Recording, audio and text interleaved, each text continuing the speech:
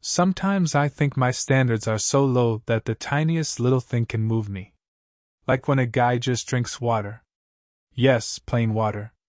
Imagine, I see him pick up a glass, take a sip, and I feel something inside me say, "Now that's a man." I know it sounds funny. Maybe someone would think I'm weird, or even ridiculous. But for me, it's real. And it's not about the water itself. The point is that both of my exes, the only two serious relationships I've had, refused to drink it. Can you imagine? They would literally cringe at the thought of taking a sip. One drowned himself in soda, energy drinks, and beer.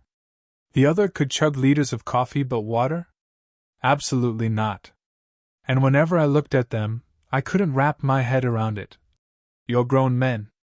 Is this really so hard? Is plain water such poison to you? Meanwhile, I drink water all the time. It's part of who I am. I might forget to buy milk, I might run out of juice or trendy beverages, but there's always a bottle of water in my fridge. And when I see a man who also chooses water, for me it's a sign. Not because I think, "Oh, he must be athletic or health conscious." No. It's because I see something simple and right in him. And that resonates. But sometimes I laugh at myself. It feels sad to think of drinking water as a standard.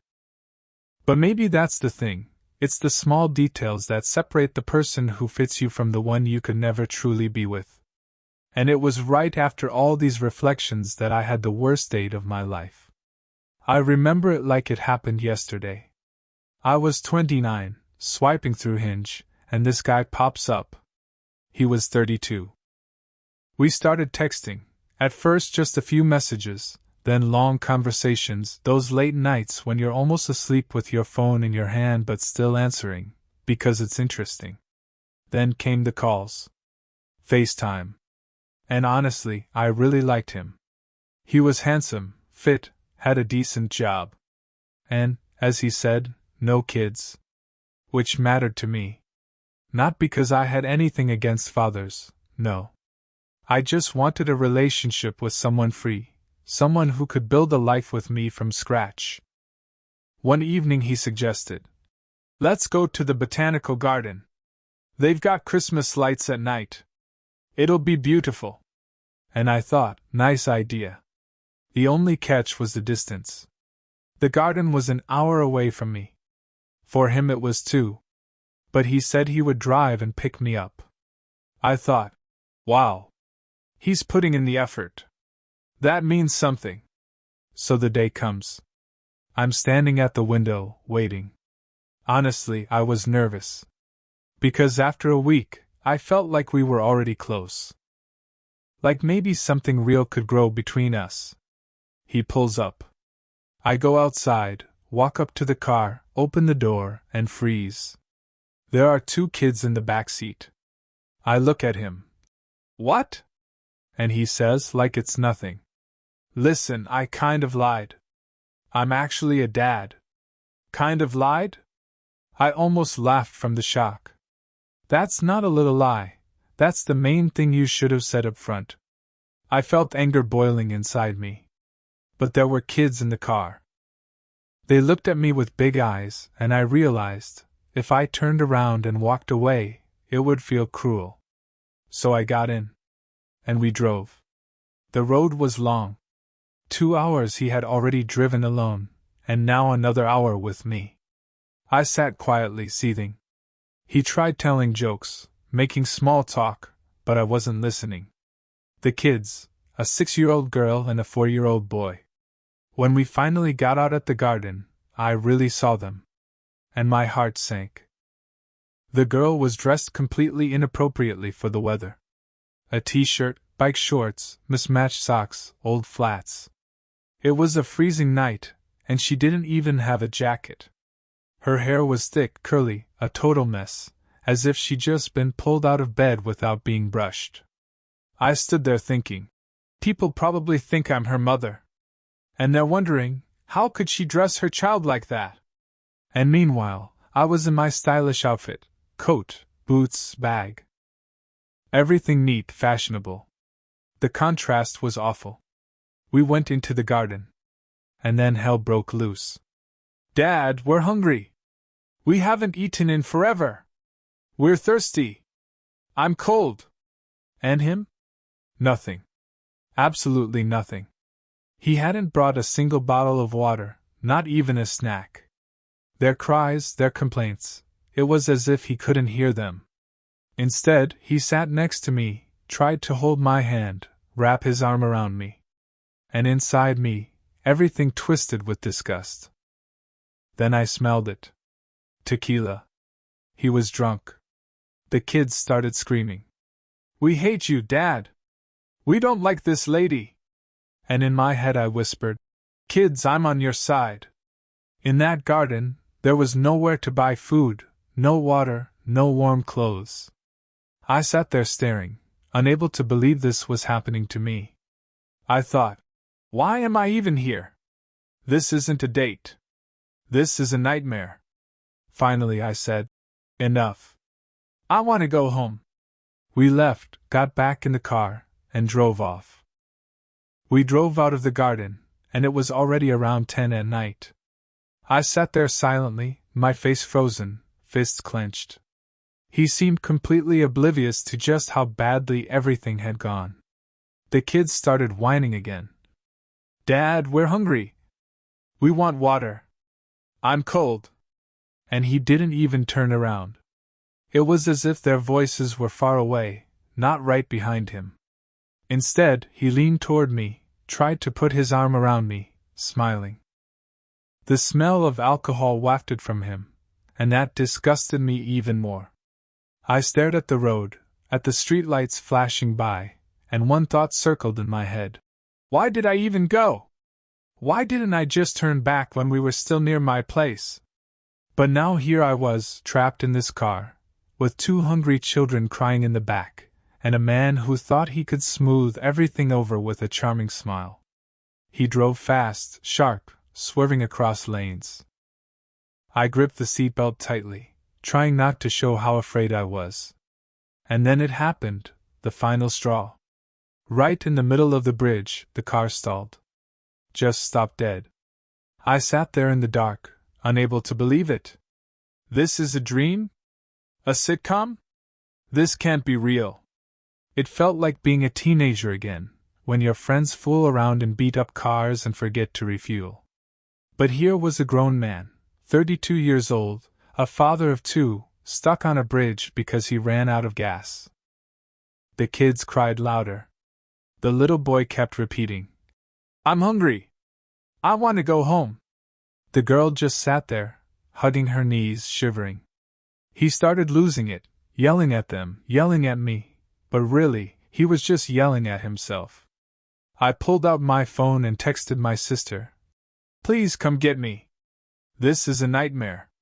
We sat there for 40 minutes. Cold. Kids crying. Cars honking as they swerved around us. Finally, a kind stranger stopped. He pulled out a canister, poured us some gas. We managed to reach the nearest station. I rushed inside. My own stomach was cramping with hunger. I grabbed a snack and a bottle of water. The line was long. I waited about 10 minutes. I came back out, and there he was, standing by the pump, his face twisted in anger. What took you so long? He barked. I need you to pay for the gas. I froze. What? That was all I could think. After all this, I was supposed to pay for his gas? For the car he had driven to empty? I said nothing. Just walked past him. He paid, filled the tank, and we drove on. After that, he drove even worse, faster, harsher, like a man spiraling. I held onto the door handle to keep from screaming. It was close to midnight when we reached my building. I was exhausted, furious, and shaken. I wanted only one thing, to get out of that car and never see him again. But then he said, My phone's dead. Can I come in to charge it? I couldn't have cared less about his phone. Let it stay dead. But then I looked at the kids, drowsy, worn out, and something in me softened. Fine. You can come in. We went upstairs. He walked in, dropped onto my couch, and immediately passed out. Didn't even try to put his kids to bed. I stood there in disbelief. Then I took the kids by the hand, led them to the guest room. Covered them with blankets, gave them the granola bar I still had. They fell asleep almost instantly, that's how drained they were. I went to my bedroom. But I didn't lie down. I sat on the edge of the bed, staring into the dark, feeling anxiety grow inside me. A drunk stranger was asleep in my home. 2 children nearby. I felt anything but safe. I sat like that until dawn. When the clock struck 6, I went into the living room, shook him awake. Time to go. He mumbled something, started gathering his things. The kids, rubbing their eyes, asked softly, "Do you have anything else to eat?" My heart twisted. I gave them each a pack of cereal I still had at home. They whispered a quiet, "Thank you." And as soon as the door shut behind them, I blocked his number. That was the worst date of my life. Truly. I had never felt such disappointment, such betrayal. He could have told me about the kids from the start. He could have come sober. He could have at least made sure they weren't cold and hungry. But instead, he lied, drank, flirted, and even demanded I pay for his gas. That morning I sat in silence, drinking coffee, thinking, God, what's wrong with me? Why do I keep ending up with men like this? But deep down I knew, nothing was wrong with me. It was him. And it was good I saw it right away, not months or years later. After that, I avoided dating apps for a long time. It felt like everyone there was a scammer, a liar, someone with hidden agendas. I shut myself off from new connections, too scared to trust. But loneliness crept back in, little by little. And one day, I installed Tinder again. After that night, that nightmare of a date, I stayed away from dating apps for a long time. I sat at home, drank tea, watched shows, and thought, forget it. Better to be alone than go through something like that again. But time passed, and the feeling of loneliness grew heavier. A few months later, one evening in the kitchen, I reinstalled Tinder. I told myself, okay. Just to look. Nothing serious. At first, there were a few ordinary dates. Same old script, compliments, a couple of jokes, a glass of wine, and then, silence. I was ready to delete the app again. And then, she appeared. There was something special about her profile. The photos were simple, no heavy filters, no flashy poses. But there was warmth in her eyes. I swiped right. A few hours later my phone buzzed. It's a match! We started texting. And it was nothing like the other chats. Usually it's, hey, what do you do? I like traveling and pizza. Oh, me too. And that's it. With her, the dialogue was alive, real. We could talk for hours. She was smart, funny, ambitious. And at the same time, gentle and kind. I asked her out. And honestly, I was nervous like a teenager. Picture this, red plaid shirt, ripped jeans, black boots. I brought a bottle of wine, and spilled it all over myself, and the table. I thought, that's it. Total disaster. But she laughed. She said, it's fine, actually kind of cute. At least you're real. And in that moment I knew, here's someone who sees me not through my failures, but as I am. We started dating. At first cautiously, then more boldly. Walks in the rain, evenings with coffee and books, days where we just sat together in silence. And it was enough. 3 years passed. We both found better jobs, moved in together. Tomorrow we're going to the very same restaurant where it all began. And tomorrow, I'm going to propose. Sometimes I think, how lucky I am I didn't delete that app again. How lucky that, despite the pain, I didn't give up. Because for this, it was worth going through all the failures. But there was another experience that taught me a lot too. I met another man, and we went out 8 times. 8 dates, that's not a little, right? It should have been leading somewhere. He was handsome, calm, intelligent. We walked for hours, talked about life, held hands.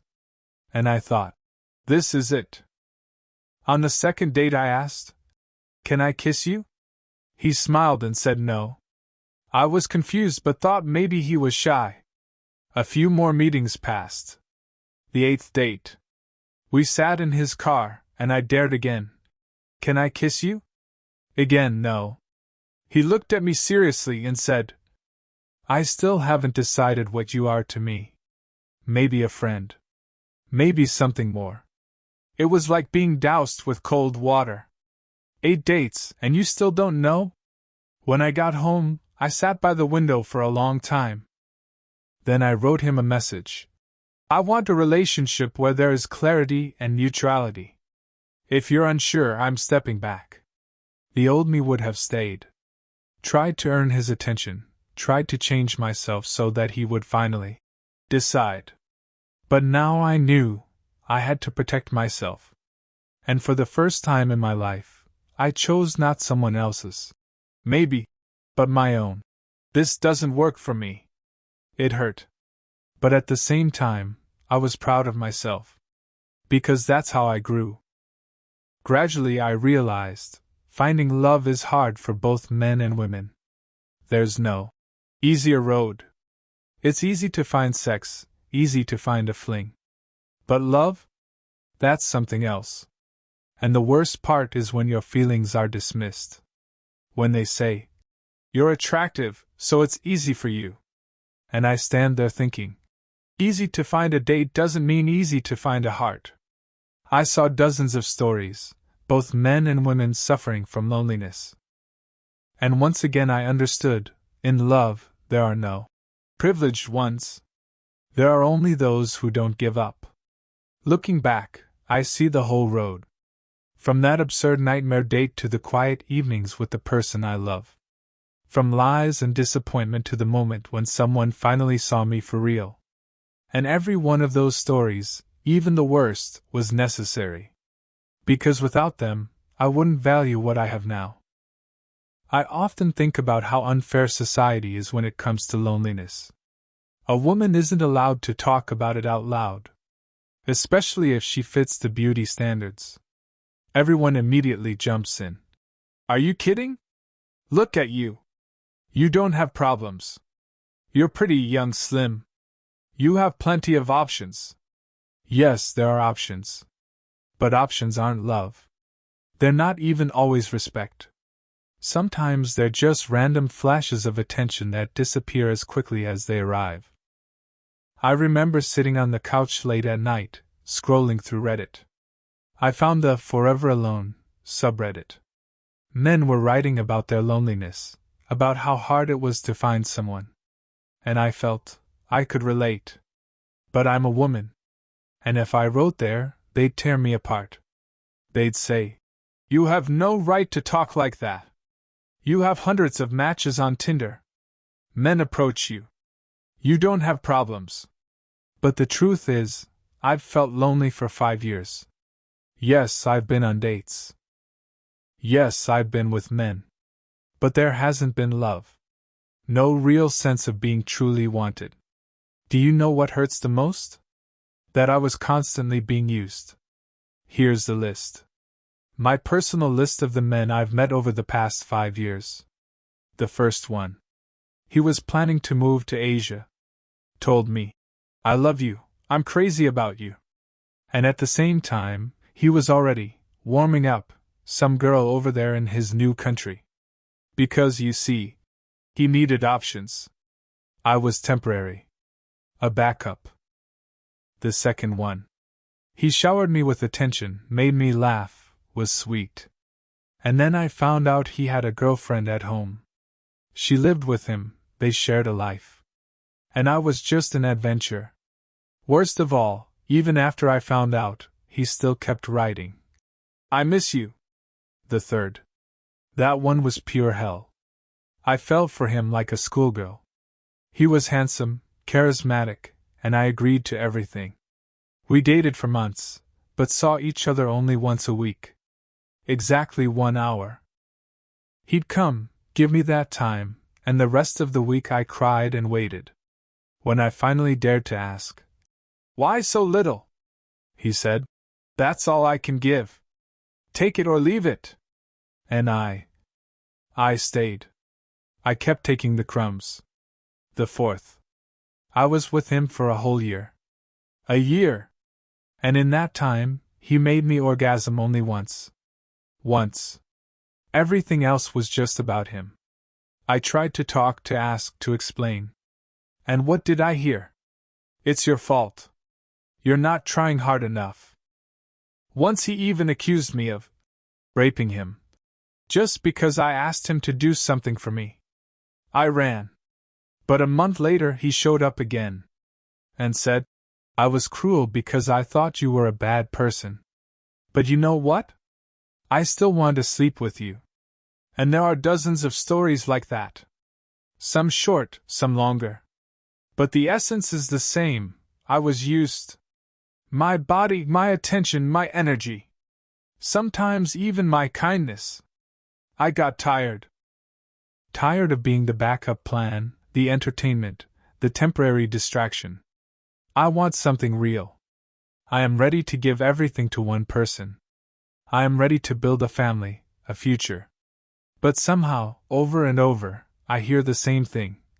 "You're beautiful, you have everything, so you don't have the right to be lonely." But how can I not be lonely, if the last time I heard the words, "I love you," was 5 years ago? That night, sitting alone in silence, I finally let myself cry. A real cry of the soul. Not because I was dumped. Not because I was disappointed.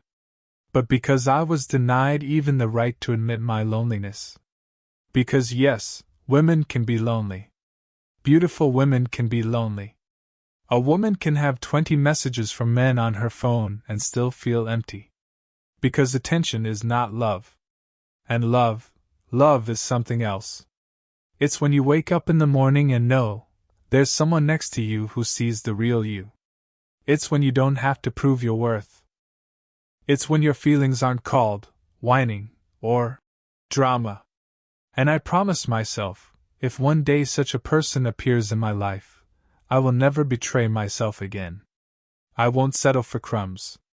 I won't take maybe when I need a yes.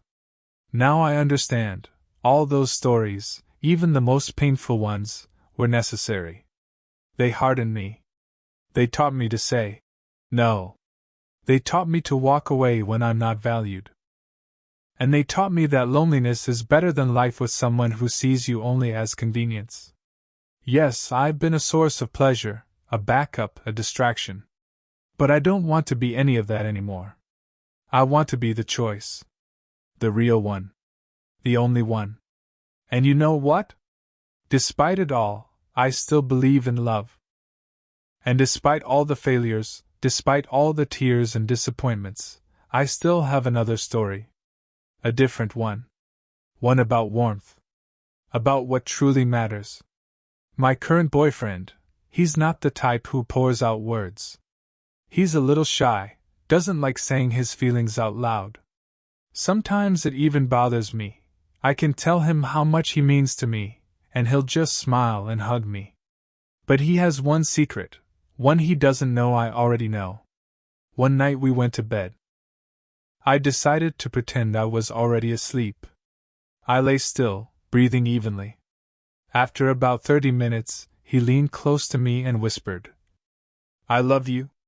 I nearly burst into tears, but I didn't move. Then he repeated it again. "I love you."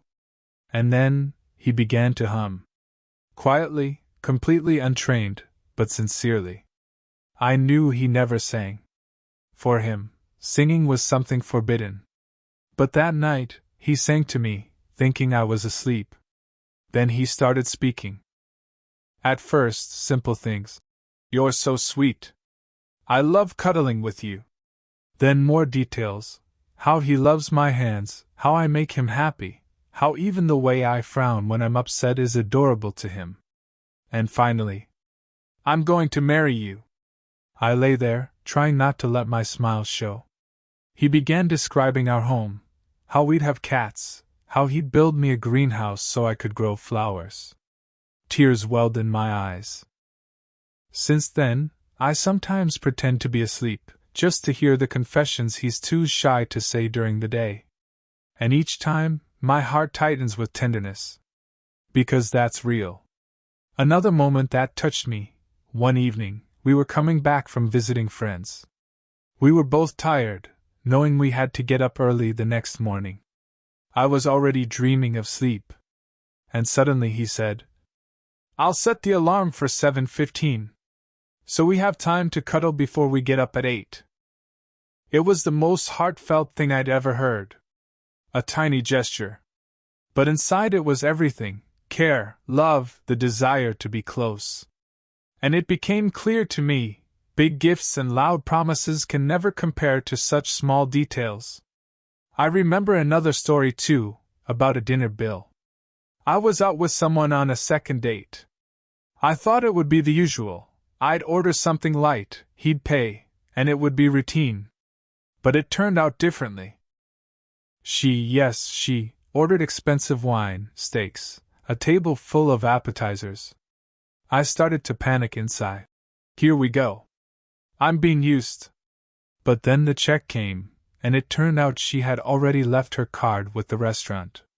She paid for everything. For me, it was a shock. For the first time, I met someone who did that not to show off, but to say, "I want to be with you, not for your money." And again I realized, it's not about who pays. It's about intention. About whether you feel valued. And then there's the eternal topic of appearance. People love to say, looks don't matter. As if the soul is all that counts. But that's not true. Yes, looks aren't everything. But they do matter. Because attraction isn't built only on character. It's appearance, and scent, and touch, and voice. Pretending looks don't exist is like saying, personality doesn't matter. I've seen couples form because their levels of attractiveness roughly matched. It's not a rule, but the trend exists. Pretending it doesn't, that's naive. I've been rejected for my looks. I've also rejected others because I felt no attraction. That's normal. And I've accepted that it's better to be honest than to pretend. It's all about the soul. Honesty saves you from deeper pain. And now, after all the stories, after all the failures and revelations, I know for certain, my standards aren't low at all. Yes, I laugh when I say, all I need is a man who drinks water. But in truth, it's not about the water. It's about valuing the simple things. About being able to take care of yourself and those around you. My real standards are these. To be seen, not used. To be chosen, not kept. As backup. For words to be backed by actions. For honesty, even in the smallest things. For there to be the feeling of home, not a battlefield. I don't need mountains of gifts. I don't need fancy restaurants or grand declarations. I need a person who will set the alarm 15 minutes earlier just so we can cuddle. A person who says, I love you, even when he thinks I'm asleep. A person who shares a glass of water with me and isn't ashamed of simplicity. Because love, real love, is simplicity. It's when you're not afraid to be yourself. When it's quiet, warm, and safe by someone's side. And I know, no matter how hard it's been, no matter how much it's hurt, I still believe in it. Because in the end, love is worth waiting for.